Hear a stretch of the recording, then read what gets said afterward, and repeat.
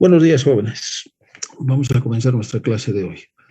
¿Hay alguna consulta que tengan sobre los temas que hemos visto en clases pasadas?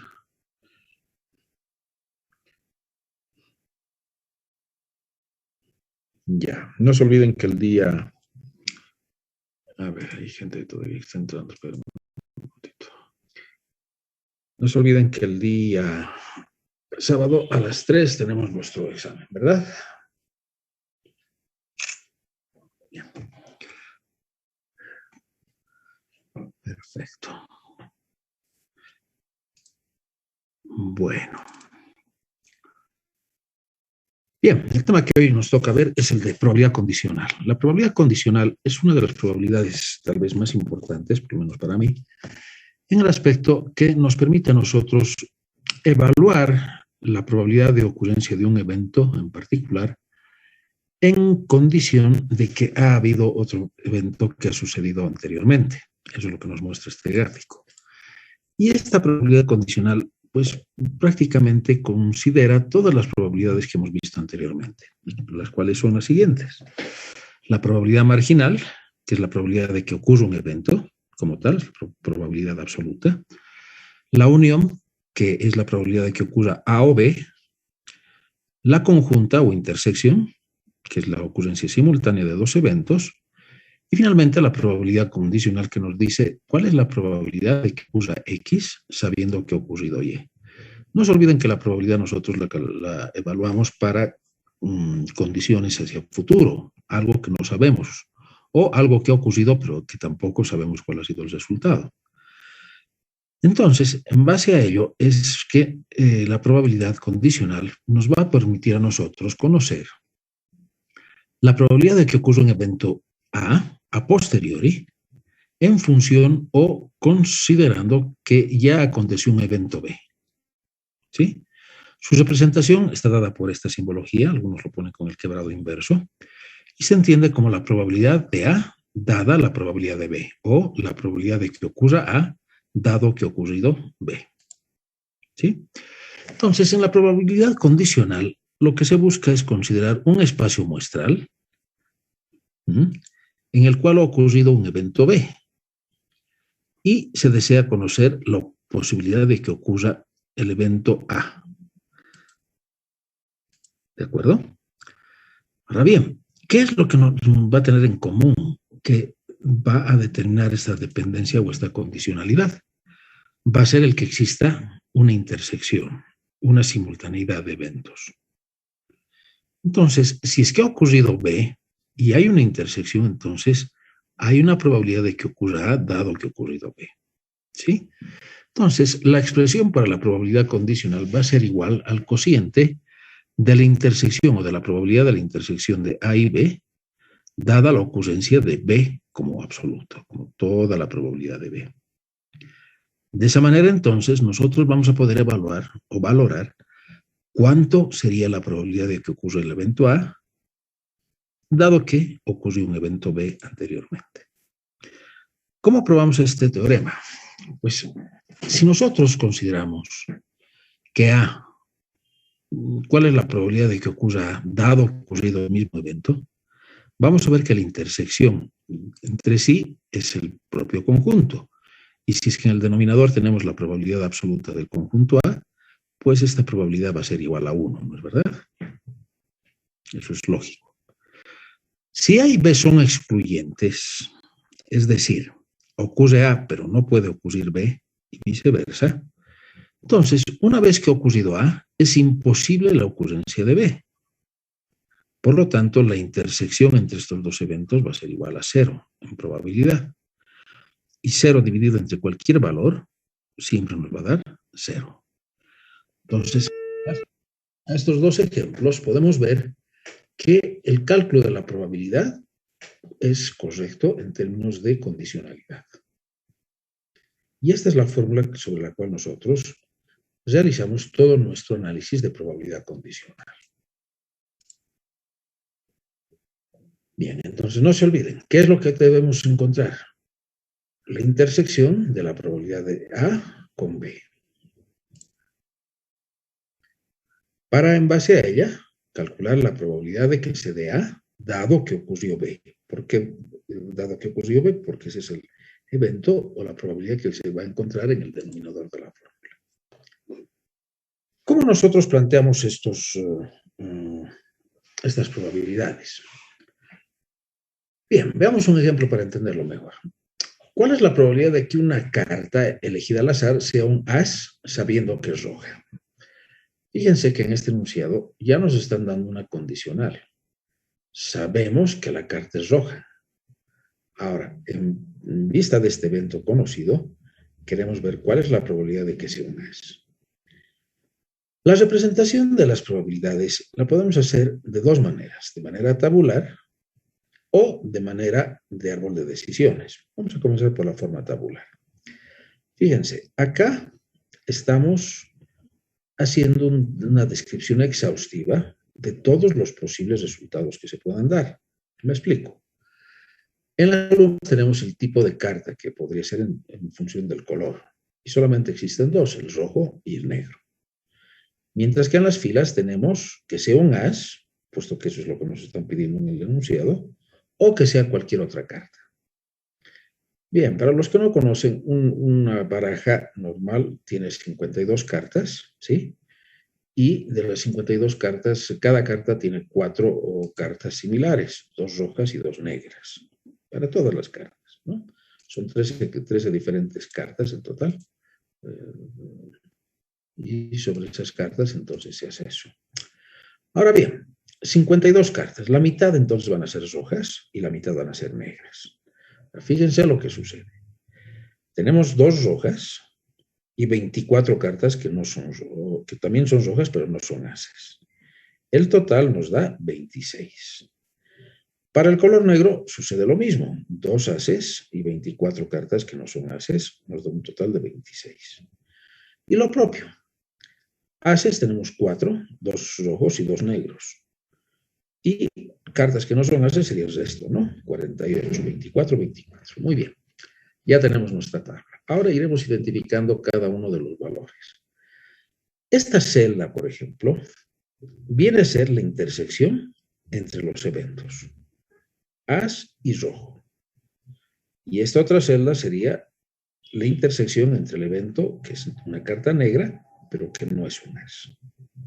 ¿De acuerdo?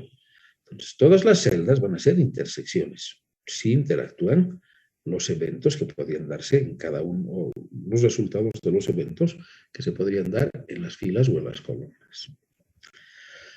Ahora bien, al final vamos a tener la probabilidad marginal o la cantidad de valores marginales. ¿Por qué marginales? Se denominan marginales porque no consideran cuáles son las intersecciones como tal, simplemente es una suma.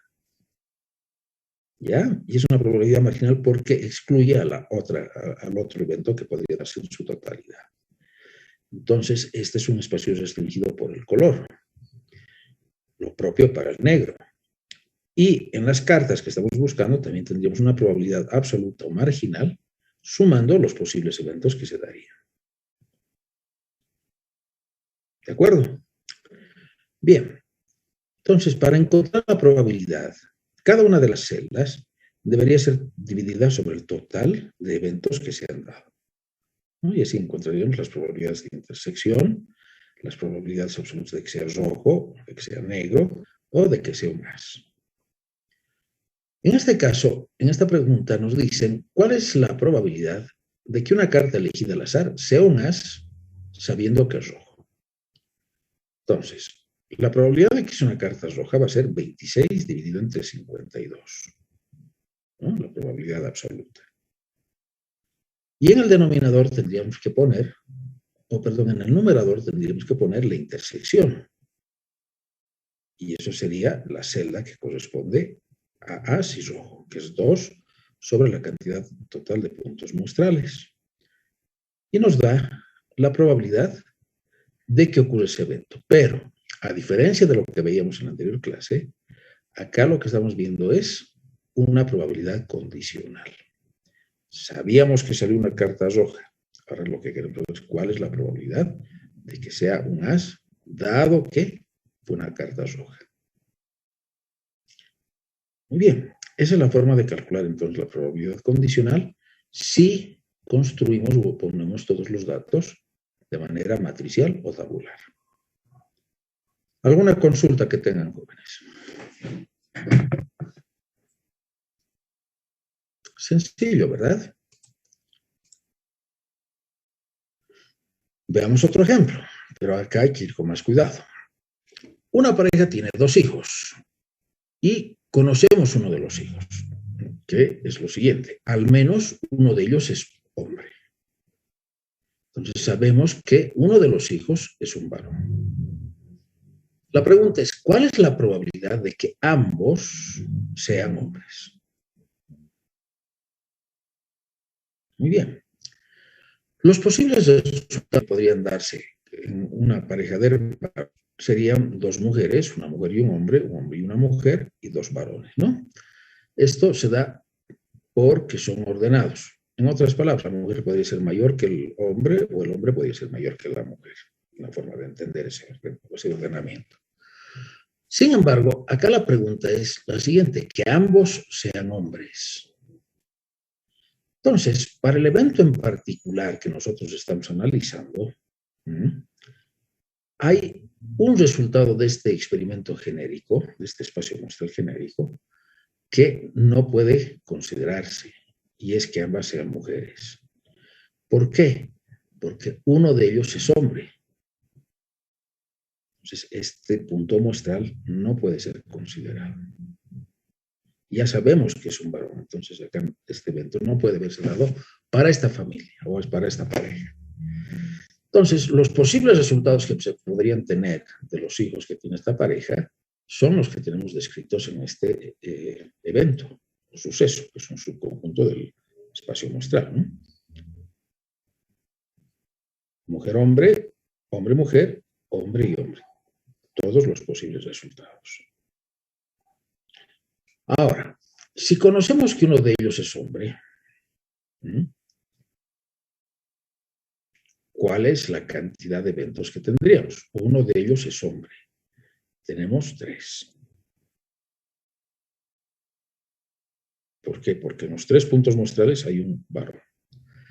Y en la intersección sería el evento en el cual los 2 son hombres.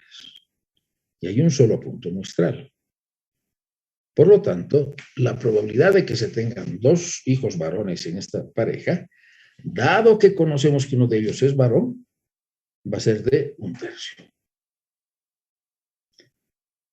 Fíjense, conceptualmente es muy diferente a lo que veíamos anteriormente. En la anterioridad veíamos probabilidades absolutas. Acá estamos viendo probabilidades condicionales en función de algún evento previamente ocurrido y del cual conocemos su resultado y su probabilidad.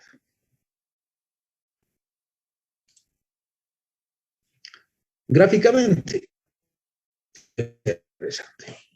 B es un subconjunto de A. Por lo tanto, la intersección entre A y B va a ser el conjunto B. ¿No es verdad? ¿Cuál es la probabilidad de que ocurra A dado que ocurrió B? Sería la intersección dividido entre la probabilidad absoluta. Y eso es obviamente 1, porque B es un subconjunto de A. Si B ha ocurrido, pues ha ocurrido A.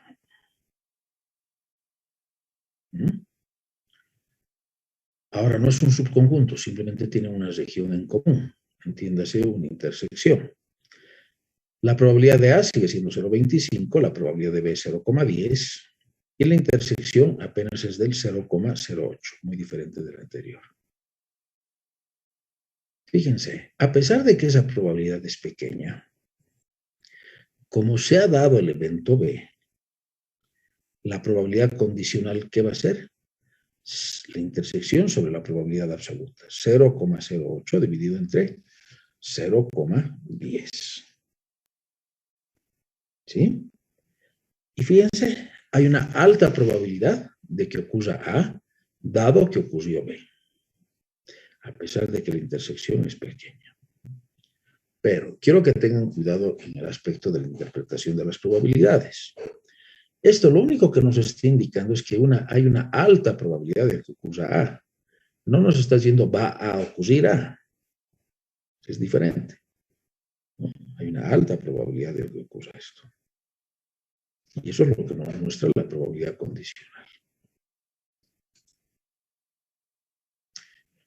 ¿Qué pasa si los eventos son independientes? No, cuando digo independientes no digo que sean excluyentes. Excluyente sería blanco o negro, encendido o apagado, ¿no? Son independientes, es decir, A no depende de la ocurrencia de B. Entonces, si son independientes, la condicional de A, dado que ocurrió E, va a ser igual a la probabilidad de A. Y viceversa. La probabilidad de que ocurra E, dado que ocurrió A, es la probabilidad de E. ¿Y esto por qué? Porque si los eventos son independientes, la simultaneidad o la intersección de que ocurran A y B va a ser igual al producto de las probabilidades de cada uno de los eventos, ¿no? Entonces, si esta es la intersección y esto lo dividimos por una probabilidad absoluta, pues se van a factorizar aquellas probabilidades que corresponden al evento absoluto. Entonces, si no se cumple la condicionalidad o si es que existe la intersección por independencia de eventos, entonces ocurre que no se necesita que ocurra un evento anterior para que ocurra un otro evento.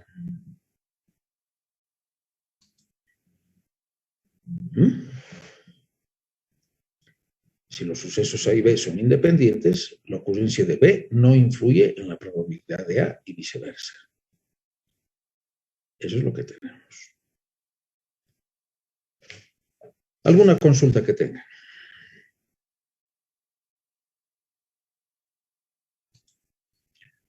Bien, veamos un ejemplo para entender estos conceptos.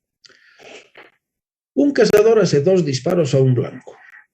La probabilidad de que acierten el blanco es de 0,80. Una alta probabilidad. Independientemente del disparo que haga. En otras palabras, los disparos son independientes, ¿no? Uno no condiciona al otro. ¿Cuál es la probabilidad de que el cazador acierte ambos disparos? ¿Cuál sería la probabilidad, jóvenes?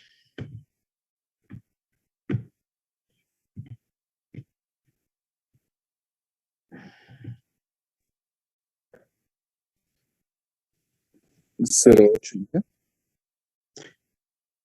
¿Qué es 0,8? A ver, para que todos entendamos.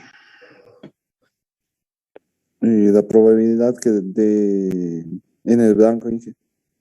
Pero ¿para un o para 2 disparos?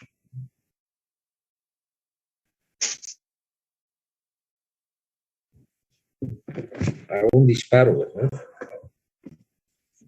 Sí, la probabilidad de que acierten el blanco es de 0,80 cuando hace un disparo.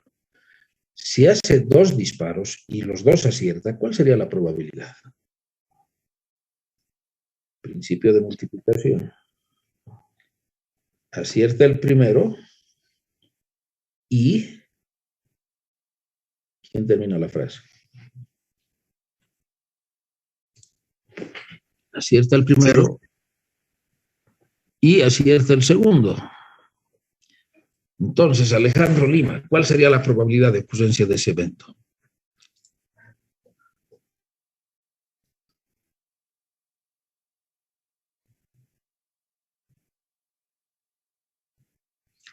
¿0,8 por 0,8, ¿no es verdad? Aquí está. Acierta uno y acierta el otro. Son independientes. Acierto el primero y, producto, acierto el segundo. Por lo tanto, la probabilidad es 0,64. Fíjense algo bien importante. A pesar de que la probabilidad de acertar en un disparo es relativamente alta, porque digo relativamente, depende de quién lo interprete, ¿no? Para alguien puede ser baja. El acertar los 2 disparos se reduce a 0,64. Es bien importante. Acierte solo uno de los 2 disparos. ¿Cuál sería la probabilidad?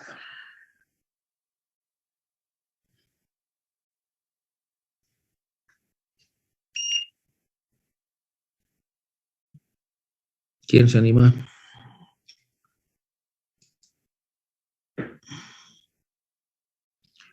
Milka Natalia, ¿qué dices tú?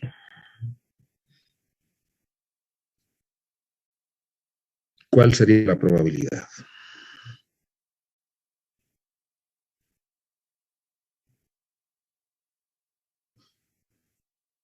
Milka, ¿estás en sala? Creo que no. Daniela Janín, ¿qué opinas tú? ¿En qué sería 0,8? ¿Por qué? O sea, damos resultado, pero fundamentalo y después nos puedes decir bueno o mal. ¿Por qué sería 0,8? Porque en el enunciado nos dice que la probabilidad de dos disparos, de un disparo sería 0,8. Entonces, si acierta un solo disparo, sería 0,8. Ya, tu razonamiento es lógico, pero incorrecto. ¿Por qué? Porque, ¿qué nos dice el enunciado? El cazador hace 2 disparos. Y la probabilidad que nos piden es que acierte solo uno de los 2 disparos. Entonces, ¿cuál sería la probabilidad? Acierto uno y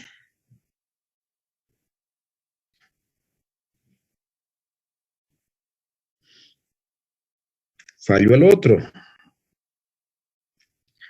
Entonces sería 0,8 multiplicado por ¿cuánto? Complemento de 0,80. Si acertar es 0,80, fallar ¿cuánto sería?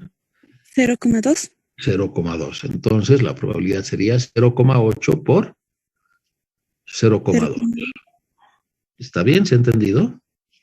Sí, ingeniero, se ha entendido. Gracias. No, pero todavía falta. ¿Por qué? Porque no nos están diciendo cuál es el disparo que se ha acertado. Podrías acertar el primero y fallar el segundo, o... Dale, Janine. O acertar el segundo y fallar el primero. Muy bien. Entonces está interesando el orden. ¿Está bien? Sí. Entonces no se olviden. Muchas veces nos dejamos llevar por nuestra percepción. Acertó uno de los disparos, entonces 0,8. No. Ha hecho 2 disparos, cuidado. Y además interesa el orden. ¿Cuál de los 2 disparos es el que ha acertado? ¿El primero o el segundo? ¿Ya? El inciso C. Acierte por lo menos un disparo. ¿Qué significaría eso? ¿Quién me puede decir?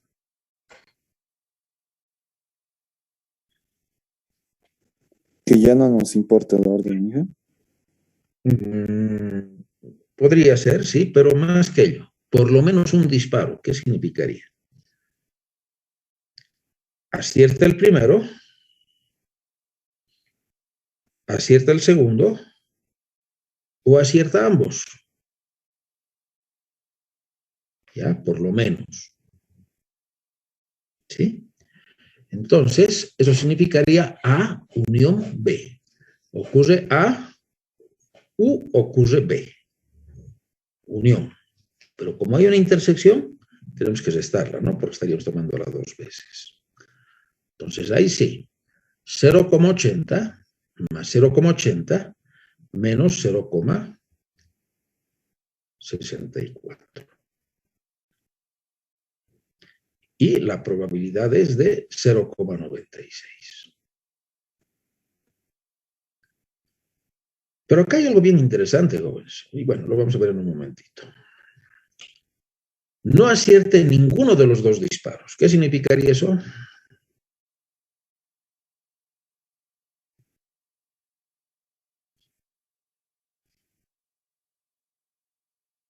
Que el cazador no haría ningún disparo, que no disparara nada.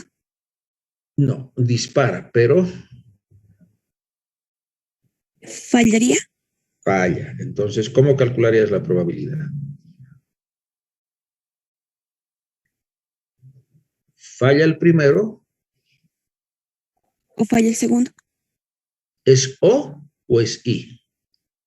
Y falla el segundo. ¿No es verdad? Mucho cuidado con los cooperadores. Falla el primero y falla el segundo, porque nos dice ninguno. Otra cosa nos decía, no acierte alguno de los disparos, entonces tendría que ser falla el primero o falla el segundo, que eso es diferente. ¿Ya? Muy bien, entonces eso tendría que ser igual a ¿qué? A 0,2 por 0,2, que es 0,04. Pero esto es el complemento de lo que hemos sacado anteriormente. Acierta uno, acierta otro o acierta 0,96. Entonces, el complemento. Bien, ¿qué es lo que les decía acá? Lo interesante es lo siguiente. La probabilidad de que acertemos por lo menos un disparo es de 0,96. Pero la probabilidad de que acertemos o que el cazador acierte 2 disparos es de 0,64.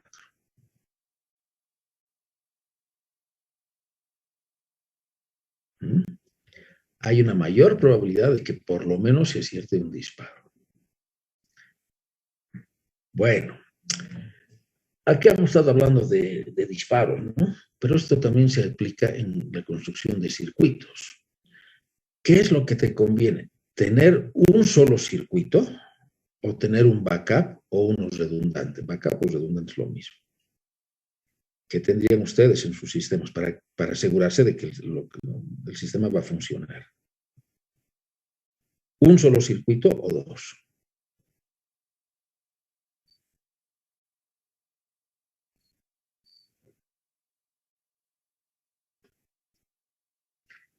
Dos circuitos, ¿no es verdad? Por eso es que se tienen respaldos.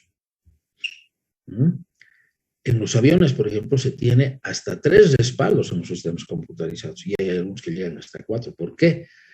Porque tienes una baja probabilidad, aunque la probabilidad sea muy alta, siempre tienes una probabilidad de que un sistema falle. Y bueno, si estamos hablando de un avión, no es lo mismo que un auto, ¿no? Un auto revienta una llanta y ya te parqueas en la esquina, aunque el varita te saque infracción, y bueno, cambias la llanta. En un avión no puedes parquear, pues un ratito voy a parquear. Tienes que tener un sistema redundante en todo lo que significa su operación. ¿Me dejo entender, jóvenes? Lo mismo ocurre en las naves espaciales. En las naves espaciales me imagino que tienen hasta 5 sistemas de redundancia. Y si fallas en los 5 sistemas de redundancia, tienen al piloto, por los que envían un experto en vuelo. Y si él más falla, bueno, pues, amén. Entonces, la probabilidad como tal, si bien acá estamos aprendiendo a calcularla, tiene su aplicación en lo que significa la confiabilidad de los sistemas.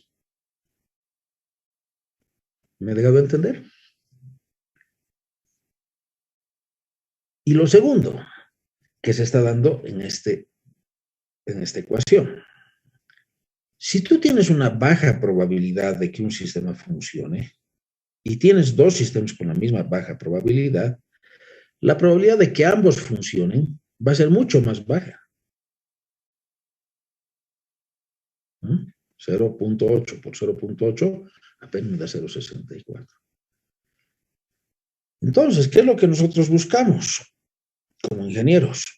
Que los sistemas funcionen a la mayor probabilidad posible. A ver, hágame este cálculo para que usted se convenza. Tengo un circuito que funciona con 0,99% de confiabilidad. Ya sabemos, nada es 100%, ¿no? 0,99 es altísimo. Y tenemos 2 circuitos. ¿Cuál es la probabilidad de que ambos funcionen? Multipliquen 0.99 por 0.99. ¿Cuánto les da?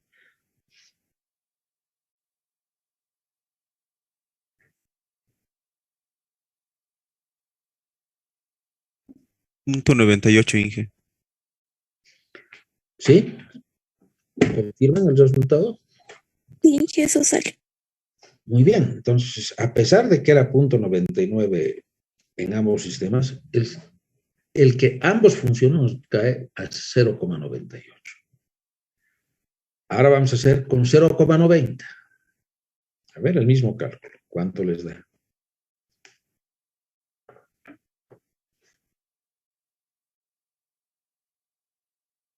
9 por 11.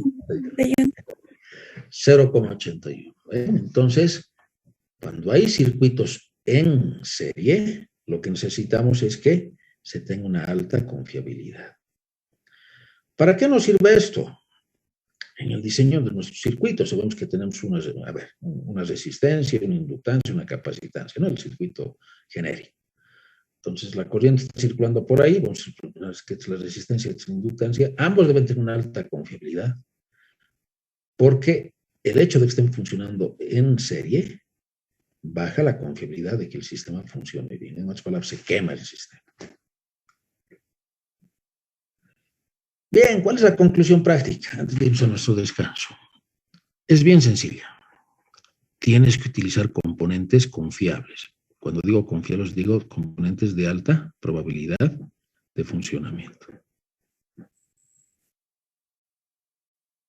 De lo contrario, tu sistema puede fallar y todo tu experimento o diseño puede colapsar. Bueno, es lo que nos muestra esto. Y por el otro lado nos muestra la forma en la cual podemos calcular con eventos independientes su intersección, su interdependencia, no se olviden, acierte solo uno de los dos disparos. ¿Eso qué significa? Acierto uno y fallo el otro, pero hay un orden que debo considerar. Y obviamente la unión. ¿Se ha entendido?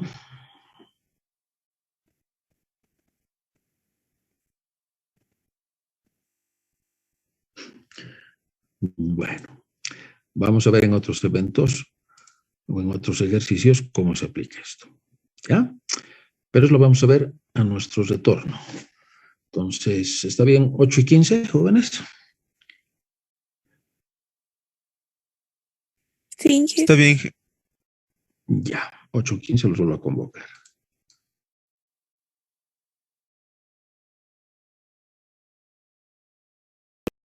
Mujeres y el 5% están sin trabajo. Entonces, de las 4,000 mujeres, el 20% no tiene trabajo, ¿no? 2 por 4 es 800. Entonces, el resto están empleadas. Y para los varones lo mismo, el 5% son 200, el resto están empleados. Muy bien. ¿Qué hemos logrado con esta tabla? Encontrar los puntos muestrales de las intersecciones y las probabilidades absolutas para los eventos y sus complementos. Perfecto. Dividimos entre 8,000 y encontramos las probabilidades para cada una de las celdas.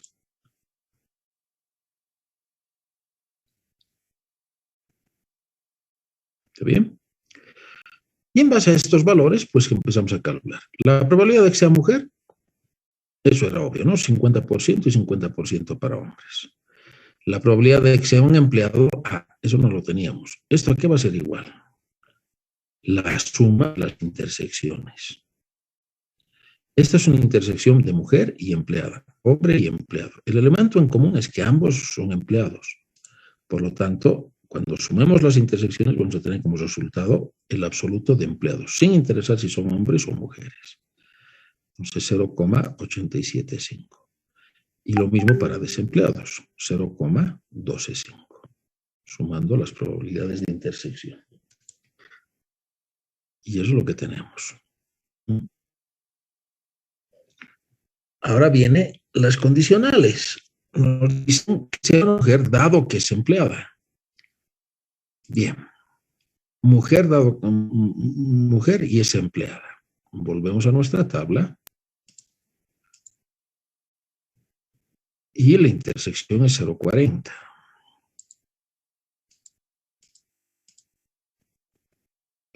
(0,40) sobre la probabilidad absoluta de empleados.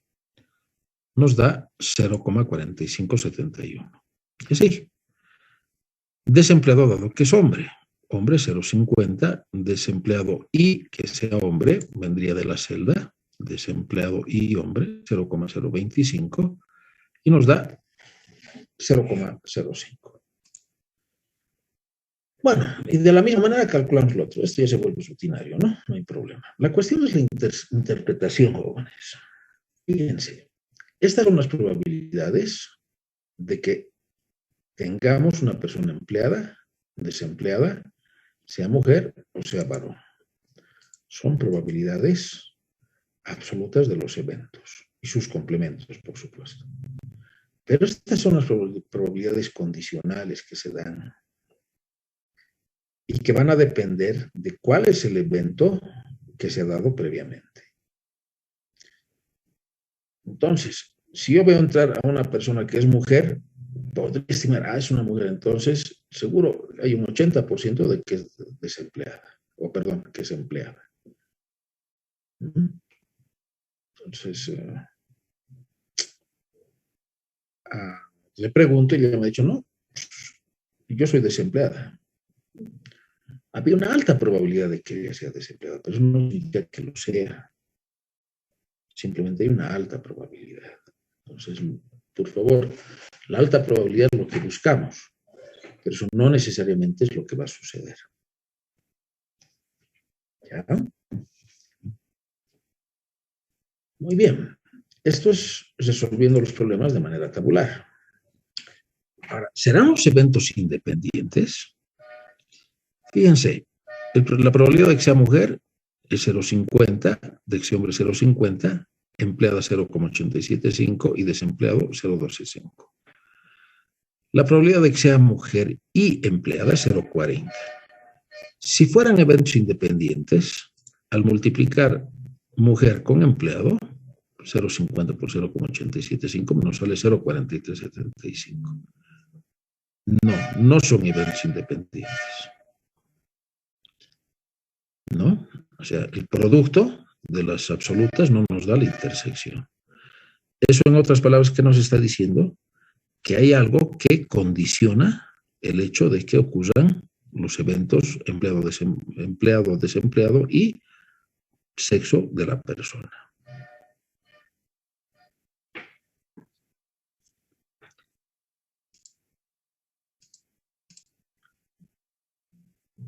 ¿Qué pasa si son más de dos eventos? Aquí habíamos visto hombre y mujer, pero ¿qué pasa si son más eventos? Muy sencillo. Al igual como lo habíamos hecho para dos eventos, la intersección de cada de los, o mejor dicho, vamos a tener una probabilidad de intersección de eventos. Y esa probabilidad de intersección de eventos puede ser calculada como el producto de una probabilidad absoluta por la probabilidad condicional. Y como es intersección por el producto de otro evento multiplicado por su probabilidad condicional. Y así sucesivamente. Entonces podríamos encontrar la probabilidad de las intersecciones como el producto de las probabilidades absolutas con las probabilidades condicionales. ¿Cómo nos podemos imaginar la ocurrencia de esos eventos? Pues bien, fíjense, acá tenemos un evento que tiene A sub 7, A sub n posibles resultados. Ya no solamente dos, no es hombre y mujer. Pueden ser varios resultados. Y podría existir otro evento que no lo conocemos en su totalidad, pero que sí conocemos las intersecciones. ¿No? Imagínense, es una pizza rectangular, pero una pizza, y cada pizza tiene una cantidad de queso. Entonces, si yo quisiera saber cuánto es el queso que se ha puesto, ¿qué es lo que debo hacer? Sumar las cantidades de queso que tienen cada porción de la pizza. O, lo que es lo mismo, voy a obtener ese resultado como la suma de las intersecciones entre la pizza y el queso. Entonces, volviendo al ejemplo matemático, la probabilidad de ese evento va a ser igual a la suma de todas las intersecciones que se tenga con el evento conocido. Y de esa manera yo voy a poder saber cuál es el resultado que se tiene. Veamos un ejemplo. En una pequeña empresa se obtiene su producción con 3 máquinas, M1, M2 y M3. La máquina 1 produce 50% de la producción, la máquina 2 el 30% y el restante la produce la máquina 3. Pero cada máquina produce también defectuosos. Y fíjense lo que nos dicen. La máquina 1 produce 3% de defectos. Entonces, del 100% que produce, o de 100 piezas, 3 son defectuosas. De la otra máquina, el 4% y 5% defectuosas. Si se selecciona un artículo al azar, ¿cuál es la probabilidad de que el artículo sea defectuoso? Fíjense, ya no nos están diciendo cuál es la probabilidad de que sea producido por esta máquina, y ya sabemos eso.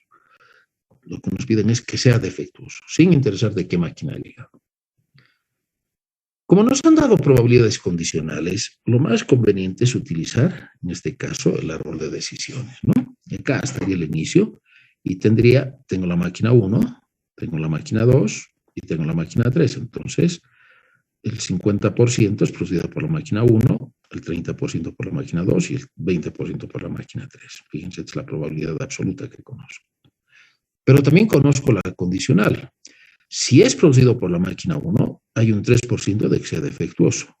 Y claro, acá que tendría un 90% de que sea no defectuoso, ¿no? Ese es lo otro ramal. En este problema nos han indicado cuál es la probabilidad de que sea defectuoso. Por lo tanto, solamente voy a tomar un ramal para el cálculo. Entonces, produce la máquina 1 y me salió defectuoso. Acá tengo la condicional y acá tengo la absoluta. El defectuoso, ¿a qué va a ser igual? Al producto del absoluto por el condicional. ¿Y eso a qué es igual? A la intersección. Probabilidad de que fue producido por la máquina 1 y es defectuoso. En este otro ramal tendría la probabilidad de que fue producido por la máquina 1 y no es defectuoso. Bueno, lo mismo para los otros. ¿Qué es lo que hacemos acá? Lo propio. Punto 3 por punto 0,4 y me va a dar la intersección de que fue producido por la máquina 2 y es defectuoso. Y en la tercera máquina lo propio, ¿no? 0,20 por 0,05 y me va a dar la probabilidad de que es producido por la máquina 3 y es defectuoso. Ya no hay más ramales, ¿no? Eran solamente 3 máquinas. Bien, si yo quiero saber cuál es la probabilidad de que el producto sea defectuoso, acá tengo intersecciones, es igual que la pizza. Tengo acá parte del queso y parte del queso. Si yo quiero saber cuál es la probabilidad del defectuoso, cuánto queso se ha puesto, tengo que sumar estas 3 intersecciones. Y esta es la probabilidad de que el artículo sea defectuoso, sin interesar de qué máquina proviene ese producto. Ahora, fíjense lo interesante. Acá tengo probabilidades absolutas, acá tengo probabilidades condicionales, acá tengo intersecciones y acá he generado una nueva probabilidad absoluta. La probabilidad de que sea defectuoso. Pregunta, jóvenes, ¿cuál sería la probabilidad de que no sea defectuoso? ¿Cómo podría calcular? El complemento del resultado hallado. Muy bien, porque este resultado tiene que ser igual a 1. Producto defectuoso y producto no defectuoso. Muy bien, entonces tendría que ser el complemento 1 menos 0,037. Pero hay otro método alternativo. ¿Y cuál sería?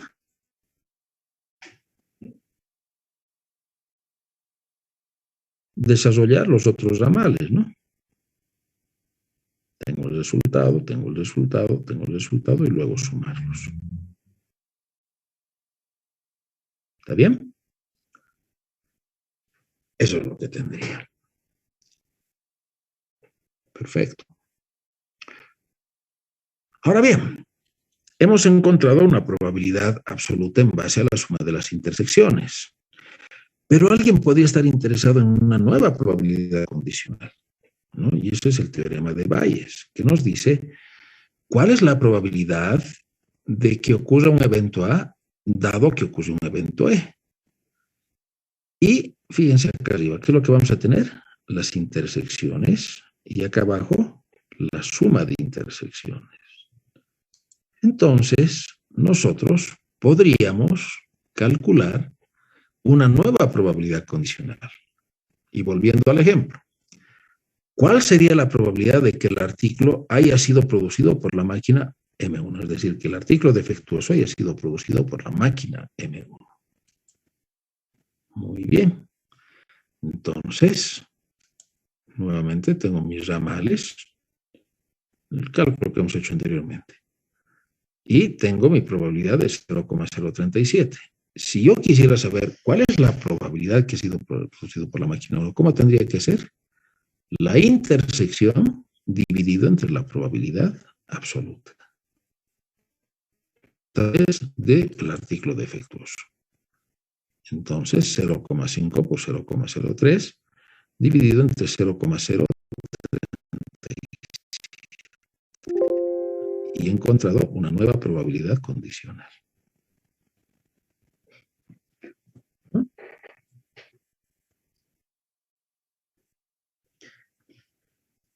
Perfecto. ¿Qué es lo que nos está diciendo esto? En primer lugar, entender claramente lo que son las probabilidades condicionales. Ocurrió un evento, si ocurrió un evento, ¿cuál es la probabilidad de que ocurra un nuevo evento? Pero una vez encontrada la probabilidad absoluta de ese nuevo evento, también puedo ir en reversa y encontrar una probabilidad en base al resultado obtenido de que sea para el evento absoluto inicial, ¿no? Y de esa manera yo podría tener diferentes resultados. Fíjense, acá me dice la probabilidad de que sea fabricado por la máquina 1, dado que es defectuoso. Y acá me dice la probabilidad de que sea defectuoso, dado que fue producido por la máquina 1, 0,03, 0,40. Poniéndolo en términos técnicos, hablado, porque de eso se trata, no de sacar resultados ni de ecuaciones. Si bien tengo un 3% de que sea defectuoso cuando es producido por la máquina 1, al tener un producto que es defectuoso, la probabilidad de que este producto haya sido hecho por la máquina 1 va a ser del 40%. Y alguien me diría, es lógico, pues el 50% de la producción está hecho por esa máquina. Sí, efectivamente.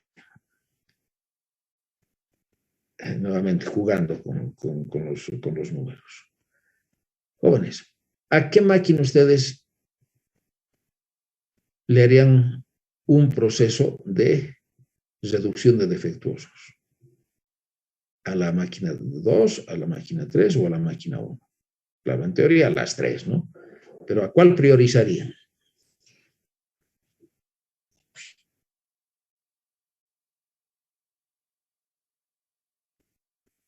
En base a este resultado.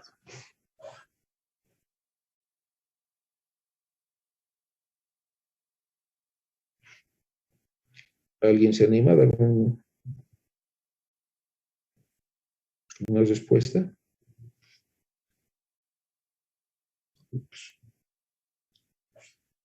A la máquina 1, ¿no? Porque individualmente su probabilidad es mayor que de las otras. Pero, ¿qué les he dicho? En probabilidad todo es relativo. Alguien me puede decir, no, usted está equivocado.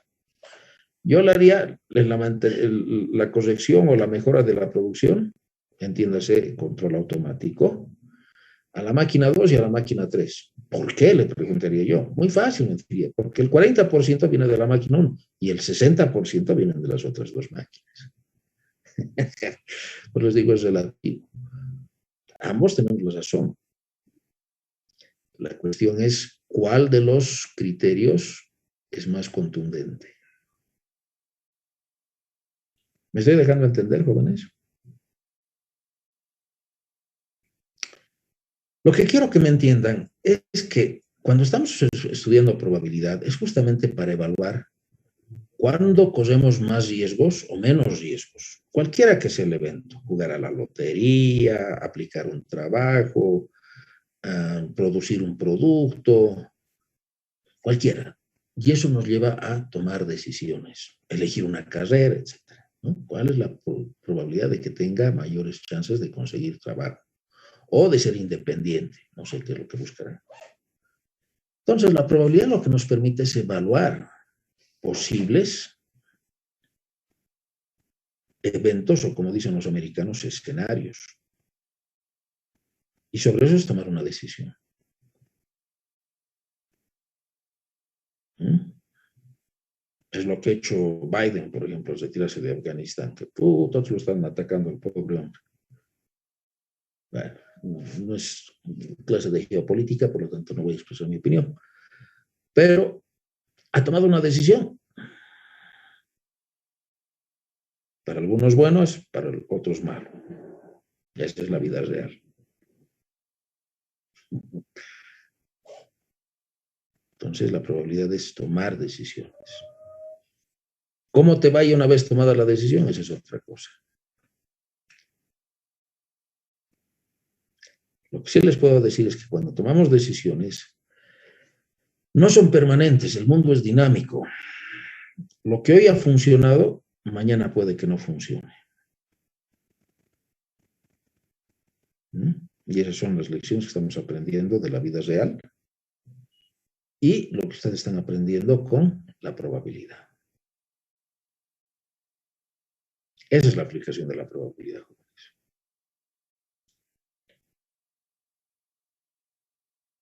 ¿Alguna pregunta que tenga?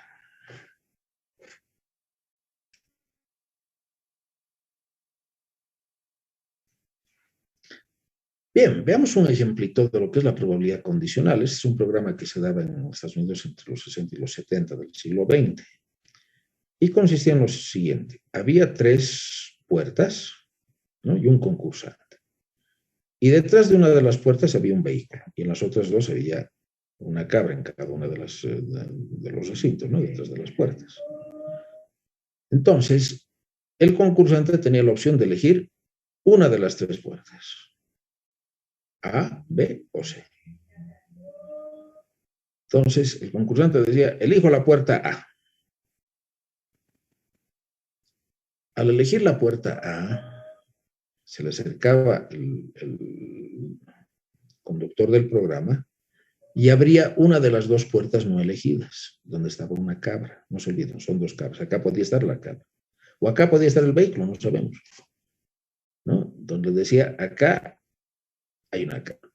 Y le hacía la pregunta, ¿quieres cambiar de elección? ¿Qué harían ustedes? ¿Cambiarían de la elección o se mantendrían en su primera decisión?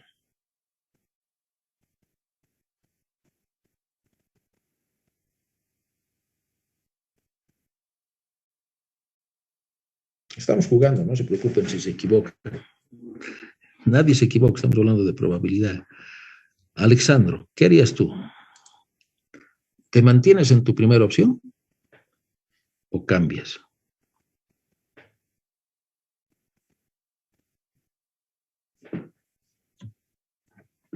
Alexandro no quiere participar en el juego. Alguien que se anime. ¿Qué harían? Ya pues. ¿Tenemos Inge? No sé, es tu decisión. Esa es la vida. Tú te mantienes, ya, perfecto. Ahora te voy a hacer acá un análisis y quiero que todos me acompañen. Alguien ha respondido, cambio a la B, dice, muy bien, perfecto. Ahora, vamos a hacer el siguiente análisis.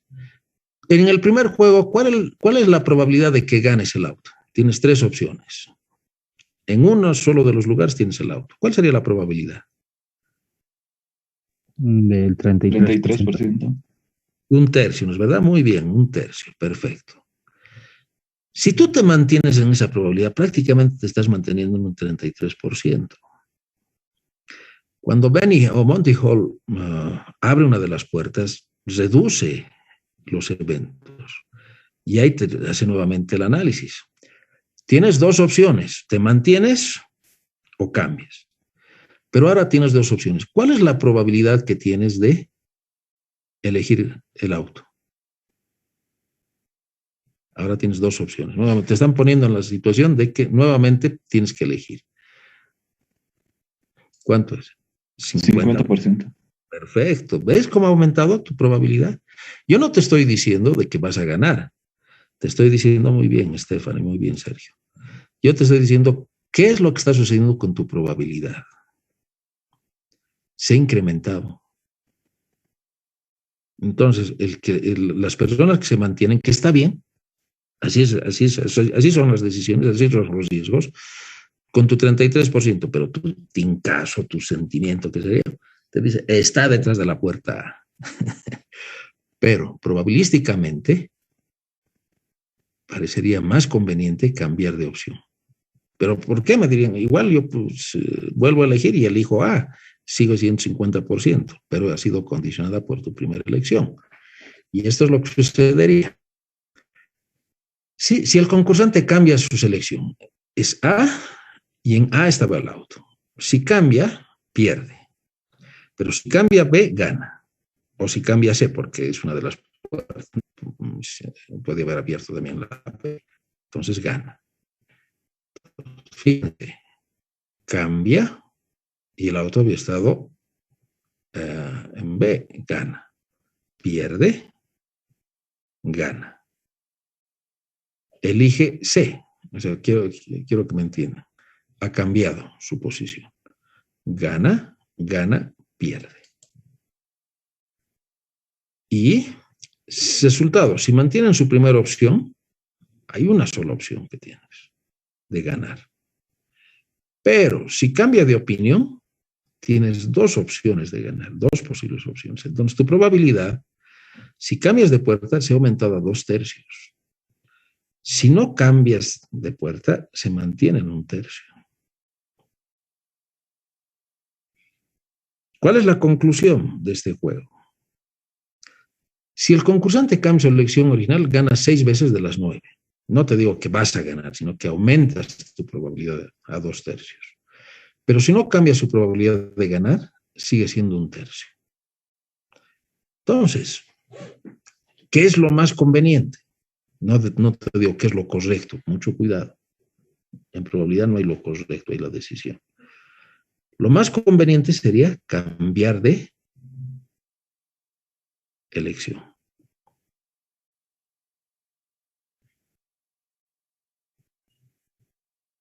Pero igual puedo perder. Puedes perder. Pero estás aumentando tus chances. Pero igual puedo perder. Puedes perder. Esa es la cuestión. Muy bien. ¿A qué me quiero referir con esto, jóvenes? Muy sencillo. Nosotros tomamos decisiones. Ustedes han tomado una gran decisión en su vida. ¿Saben cuál es? Han elegido una carrera para estudiar. ¿Por qué es una gran decisión? Porque cuando ya sean de mi edad, ¿no? Ya su carrera es lo que los va a llenar. Pueden tener una familia, todo, pero su carrera es su elección, es lo que ustedes han querido ser. Su familia también, por supuesto, pero ustedes van a dedicarle mucho más tiempo a su profesión, porque con ella van a pensar, con ella van a ganar dinero, etc. Si tú estás realmente convencido, adelante, yo no tengo por qué decirte que está mal. Si tú tienes dudas, mi sugerencia, acá no es una receta, mi sugerencia es, ¿por qué no cambias? No, me mantengo. Me alegro. Y lo digo honestamente, me alegro. Es tu decisión y ojalá que te vaya bien. Pero no se olviden. Y esto quiero que lo dejen bien en claro. Yo estoy aplicando la probabilidad, ¿sí? Son sus decisiones, jóvenes. ¿Me estoy dejando a entender? Son sus decisiones. No le echen la culpa a los demás.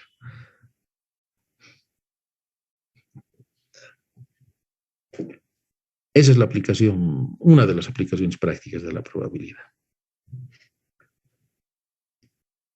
Hay gente que ha ganado, a pesar de ello. Sí, ha ganado. Bill Gates tuvo mucha fe, mucha visión en sí mismo y sabía que su sistema operativo iba a ser utilizado por millones de máquinas. No se equivocó. Por supuesto que no se equivocó. Yahoo, ¿qué es Yahoo? Yahoo era un portal de búsqueda de los 90, muy bueno. Pero no tomó la decisión de modernizarse y Yahoo quebró. Son decisiones que se toman. Lo que les decía, hoy puede funcionar, mañana no. Muy bien. Esa es entonces la probabilidad condicional aplicada. ¿Qué vamos a hacer el día de mañana? Ejercicios, les voy a colgar esta tarde una hoja de problemas en la plataforma institucional, por favor, para que la bajen y mañana podamos resolver los problemas o los ejercicios que tengo. Segundo, jóvenes, no se olviden de registrarse en la plataforma institucional de Google, porque desde esa plataforma se va a enviar el examen del día sábado a las 3 de la tarde. Si no están registrados en esa plataforma, no van a poder dar el examen. ¿De acuerdo? Inge, disculpe, ¿cuánto tiempo de duración tiene el examen? Yo creo que van a ser unos 45 minutos. Así vas a poder ir a jugar fulbito. Mis exámenes son conceptuales, jóvenes, no son de ejercicios y ejercicios. ¿Ya? Otra pregunta. Ingeniero, en la página institucional, ¿es de Google o es que tenemos que entrar a Times? Les he pasado el código de acceso, lo voy a volver a pasar, ya, para que no existan dudas y puedan registrarse. Termina la clase y lo voy a volver a pasar. Y tienen que registrarse con su correo institucional, una vez hecha la migración. Bien. ¿Alguna otra consulta?